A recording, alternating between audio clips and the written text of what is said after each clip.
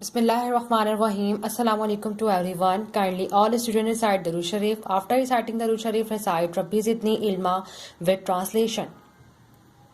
So let's start our lecture. In this lecture, we will discuss about second assessment, Unit 2, Cell 2 Organism. ठीक है, इस lecture में जो है वो हम यूनिट 2 को डिस्कस करेंगे, जिसमें आप ये देखेंगे सेल से ऑर्गेनिज्म कैसे बनता है. ठीक है, ये सेकेंड असेसमेंट का आपका फर्स्ट चैप्टर है या फर्स्ट यूनिट है, सेल टू ऑर्गेनिज्म. अब सबसे पहले तो आपको पता होना चाहिए कि सेल क्या होता है. ठीक है, किसी भी बॉडी का बेसिक जो यूनिट है या हमारी पूरी बॉडी बिलियंस ऑफ सेल से मिलके बनी होती है. अब आपको पता कैसे चलेगा कि सेल क्या होता है, सेल किस चीज़ का बना होता है, या सेल जो है वो किस टाइप का होता है. ठीक है, अब सेल जो है वो सबसे पहले तो इसकी कॉमन एग्जांपल आपके सामने मौजूद है.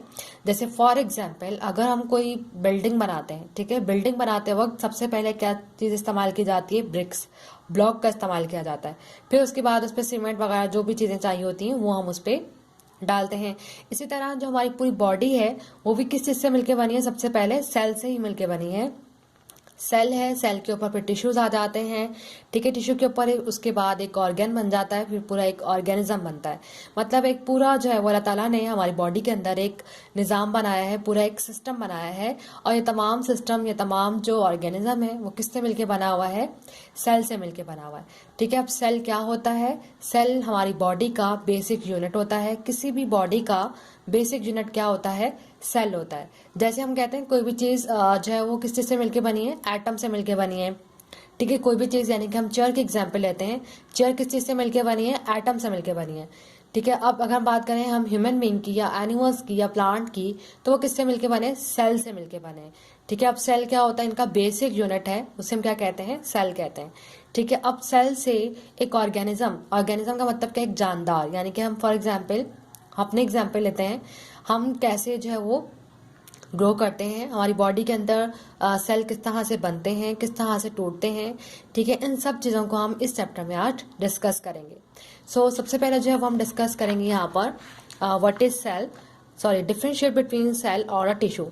सबसे पहले जो है वो आपने डिफ्रेंशिएट करना है किसके दरमियान, सेल और टिश्यू के दरमियान. सबसे पहले तो पता होना चाहिए कि सेल होता क्या है. किसी भी बॉडी का या किसी भी लिविंग ऑर्गेनिज्म का बेसिक यूनिट क्या है, सेल है. The cell is a basic structure and function unit of life. It is a very smallest then can support life.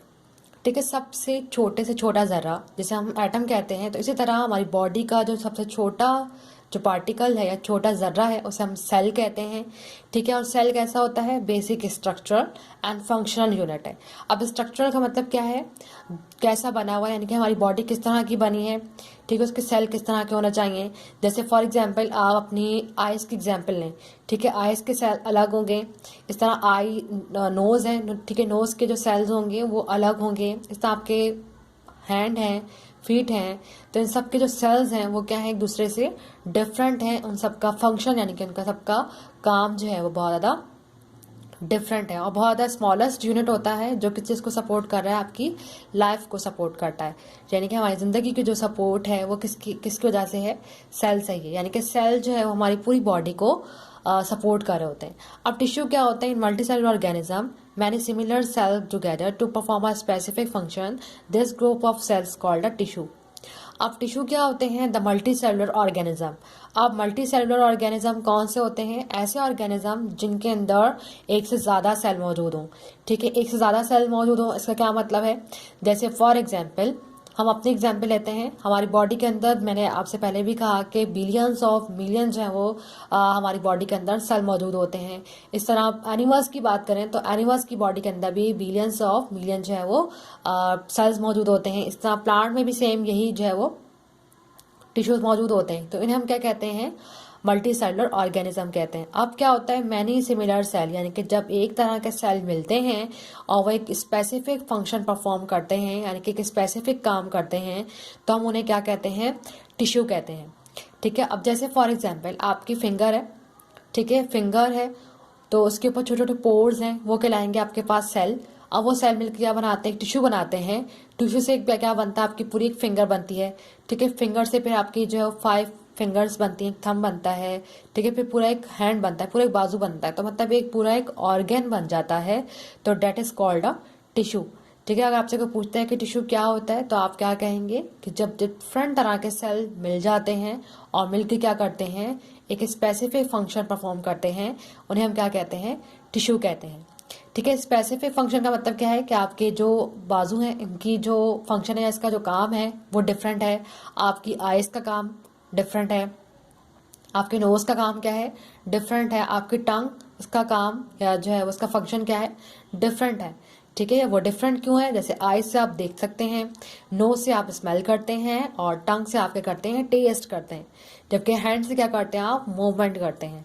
ठीक है, these are the cell and tissue. ठीक है, इसको हम यहीं तक रखेंगे। नेक्स्ट क्लास में हम आगे इसको कंटिन्यू करेंगे।